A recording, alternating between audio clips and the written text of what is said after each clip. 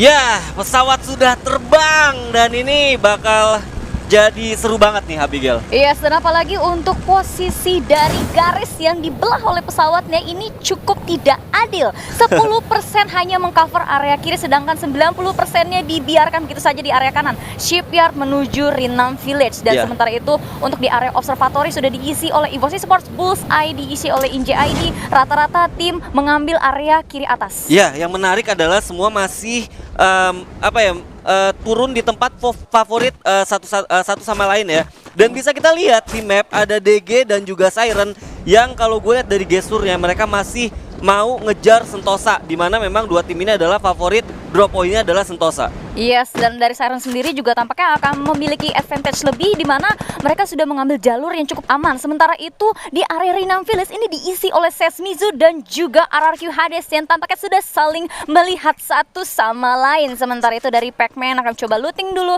bersama kawan-kawannya. Cessnat dan juga di sini sudah mulai memberikan call untuk berjaga-jaga seandainya salah satu member mereka ini terlihat oleh RRQ Hades. Yap, bener banget, dan kalau gue lihat ini bakal jadi krusial ya, karena seperti yang kita ketahuin, game pertama itu pasti jadi satu mood ya, mood booster buat semua tim. Dan kalau seandainya salah satu tim yang ada di Rinam Village ini bakal tusun, ini bakal berat banget sih menurut gua. Bakal berat banget, apalagi match pertama, tengah, dan akhir itu bisa dibilang penentuan banget ya. Karena kalau misalkan untuk di match pertama seperti yang Bang El bilang, ini menjadi boost moral untuk mereka. Key-nya juga kunci. Dan kalau misalkan dari RRQ Hades, kalau misalkan kita lihat ini, satu membernya sudah terkena beberapa damage yang dilancarkan oleh CS Jojo yang seorang wonderkid di FFVM 2021 Spring. Dan yang kita catat ini bener-bener kayak belum ada yang punya lutan terbaik ya. Bisa kita lihat kalau sekarang kita lihat dari CS Jojo sendiri, ini helmnya belum ada. Dan belum ada face-nya tadi. Betul, karena untuk area Rinam sendiri kita tahu memang tidak akan cukup kalau misalkan diluting oleh dua tim sekaligus. Betul. Dan sementara itu dari SES sendiri mereka akan coba menyebar setiap member mereka untuk mencari lutan yang lebih baik, di mana Bara juga sudah mengambil area pinggir pantai dan juga Natden akan coba berjaga dulu mencari informasi sebanyak mungkin di mana member dari RRQ Hades. Yap, bener banget. Kalau gue lihat posisi yang kelok ini bisa gue bilang adalah posisi dari tim SES-nya itu sendiri ya. RRQ maksud gue. Karena memang kalau gue lihat pergerakan dari tim SES sendiri ini masih bisa dinamis banget.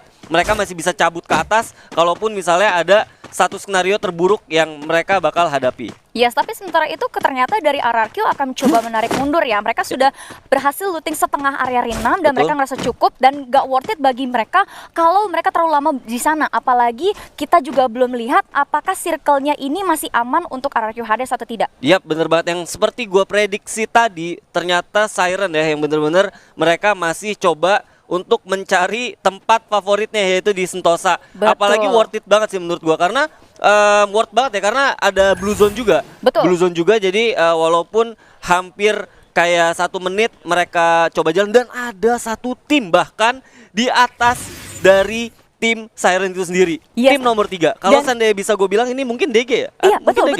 Itu dari DG Esports yang ternyata ini akan menjadi cukup ramai ya. Sentosa dengan lutannya yang luar biasa, terus ditambah dengan buff dari Blue Zone. Kemudian dari Siren dan juga DG Esports ini mempertahankan gengsi di match pertama. Karena kalau misalkan salah satu tim ini gagal mempertahankan rumah mereka, di match berikutnya untuk di berbuna kedua mereka harus mulai berpikir 2 kali. Yap, bener banget. Kalau gue lihat di sini ada DG Abax yang kalau seandainya dia nggak terlalu aware, ini bakal bahaya banget buat dia karena ada 3 atau bahkan 4 member dari tim Siren yang ada di sekitar dia. Yes, dan sementara itu pergerakan Abax sebenarnya cukup berani ya. Tapi 1, 2 atau member dari Siren seharusnya sudah kelihatan dan dari Abax sendiri juga sudah kehilangan 120 HP-nya. Langsung menarik mundur dan memberitahu kepada teman-temannya, sorry bro, kita gak sendirian di sini. Dan sementara itu dari Siren juga kehilangan setengah darahnya. Justin akan coba heal dulu, tapi tampaknya dia nggak punya apa-apa, hanya punya glue dan 1 grenade saja. Ya, kalau gue lihat ini udah mulai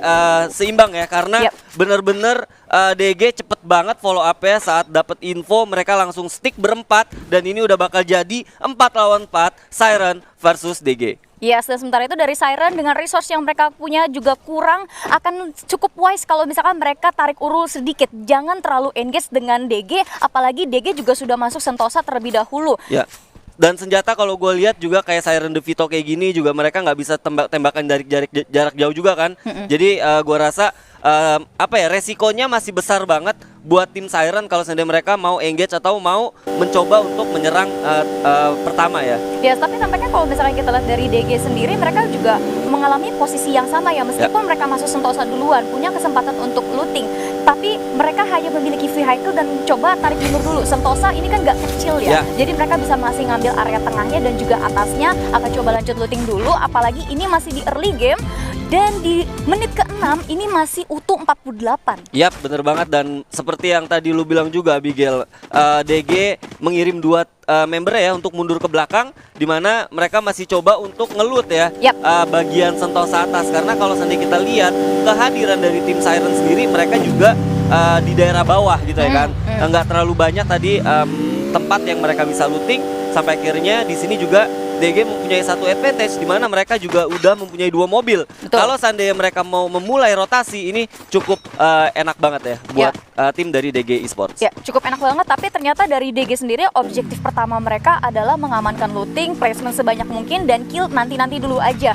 Menunggu posisi yang tepat karena masih dalam apa ya, untuk fase grand final seperti ini. Ini bakal seru banget. Bakal seru banget karena udah ada 2 tim yang notabene tim-tim veteran nih ya kan. Tim-tim veteran ada IOG dan juga RRQ yang kemungkinan besar bakal combat ya di early. Kalau gua ngeliatin dari fase-fase play-in, play-off sampai kita ngomongin grand final, ini jarang banget terjadi early fight. Jadi kemungkinan tuh kayak numpuk nanti mungkin di zona-zona terakhir. Bahkan bisa kemungkinan di zona 3 tuh masih banyak banget. Nah, ini ketemu kita lihat apakah sama bakal coba untuk skenario mundur lagi atau bahkan mungkin RRQ bakal coba untuk nyamperin IOG.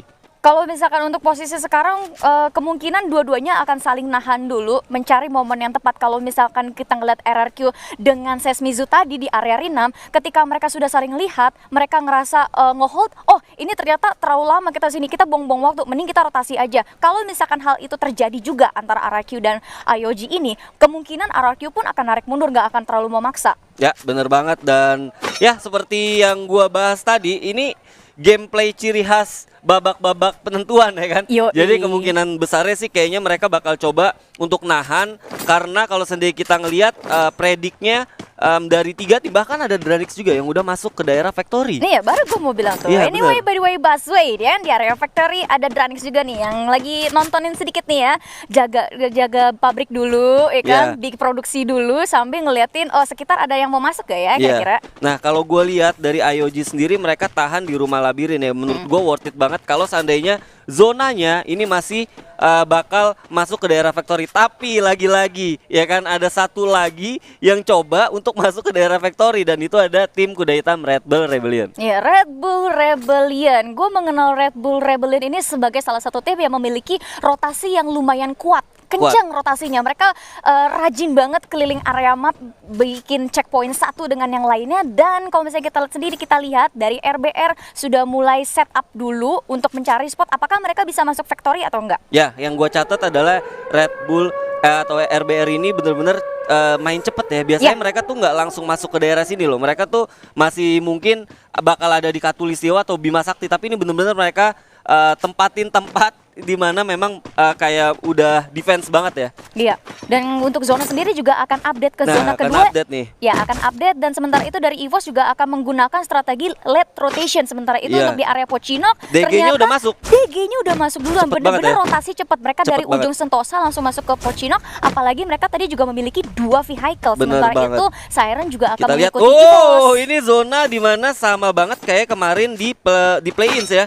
Kalau seandainya memang masih seperti ini bagus banget buat tim kayak IOG atau bahkan RBR yang udah punya tempat di mana mereka full defense ya. Tapi kita nggak bisa lupain juga factory juga, kalau seandainya zona akhir masuk bener-bener ke daerah factory, ini First Rider yang udah dapet satu tempat di mana mereka bisa defense dan mempunyai vision cukup luas. Ya, apalagi untuk Dranix sendiri yang masuk di area factory, mereka cuma bisa masuk di area luarnya saja. Kemungkinan kalau semisal First Rider akan coba nahan step terlebih dahulu, Dranix yang bisa jadi bakal bonyok duluan oleh tim-tim yang melakukan rotasi ke area factory. Dan kalau kita lihat ini bener-bener bikin deg-degan gak sih? Ini zona kedua udah mau masuk. Terus kalau kita ngelihat info dari tim itu masih 48. Belum ada yang keculik Belum sama ada yang sekali loh. keculik sama sekali. Jadi ini bener-bener tambah mungkin bikin mereka juga bermain ekstra hati-hati karena info yang bisa dilihat dari player yaitu cuma 48 angka ini aja. Ya, apalagi kalau misalnya kita berkaca dari play-ins kemarin ya Bang ya. Ya.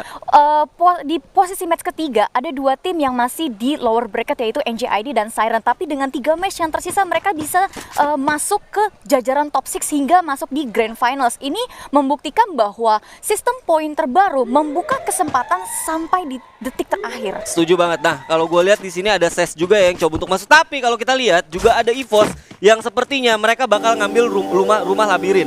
Ini udah jadi pattern atau udah jadi satu ciri khas dari EVOS itu sendiri kalau seandainya mereka rotasi memakai mobil. Tapi di luar dugaan mereka coba untuk masuk ke daerah dari factory-nya itu sendiri, Abigail. Yes, dengan kendaraannya dia maju akan lagi. coba masuk lagi, maju sekedar mencari informasi apakah di dalam factory ada orang. Untungnya mereka punya vehicle, jadi akan menurunkan chance resiko mereka ditembakin. Dan Tapi, ada DG, dari atasnya ada DG. Wah, ini bahaya ada sih. DG, bahaya banget dan bakalan jadi rame. Apalagi untuk dari First Rider ini mengamankan area atas, sehingga vision terbaik harusnya dimiliki oleh First Rider. Yap, bener banget. Ini rada aneh, rada kaget menurut gua. Kalau pendapat gua biasanya itu EVOS bakal mampir di rumah labirin ya, tapi ini bener-bener mereka gaspol masuk ke daerah dari factory-nya itu sendiri. Rumah labirin tadi kan dijaga sama IOG. Iya, iya. Kemungkinan saat dia masuk ke tengah-tengahnya antara RRQ dan juga IOG, Mereka sadar ya? Mereka udah sadar. Iya, bener banget. Dan kalau tapi yang jadi catatan sebenarnya IOG nggak ngeluarin tembakan sama sekali. Betul, tapi Gitu kan? mungkin ada sedikit ini slightly vision, insting ya kan. Wow, biasanya tuh jarang-jarang banget. Dan tapi kalau kita lihat balik lagi dari kondisi factory yang udah mulai padat gini, apalagi kalau kita lihat di atas juga udah ada DG.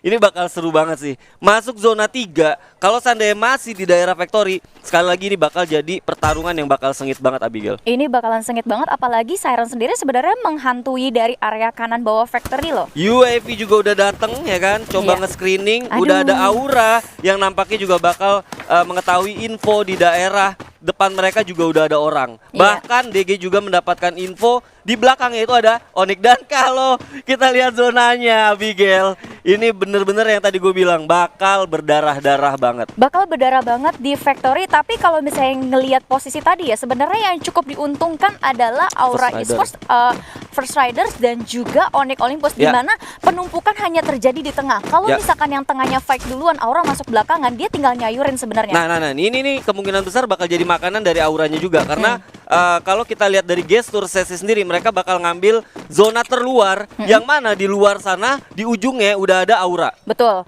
Dan tampaknya dari RRQ sendiri Oke. juga akan coba masuk ke factory. Cepet Benar-benar banget. factory udah penuh dan Dion pun sudah mulai melancarkan tembakan ke arah Dranix. Tapi sayang sekali tembakannya belum mendapatkan apa-apa. UAV.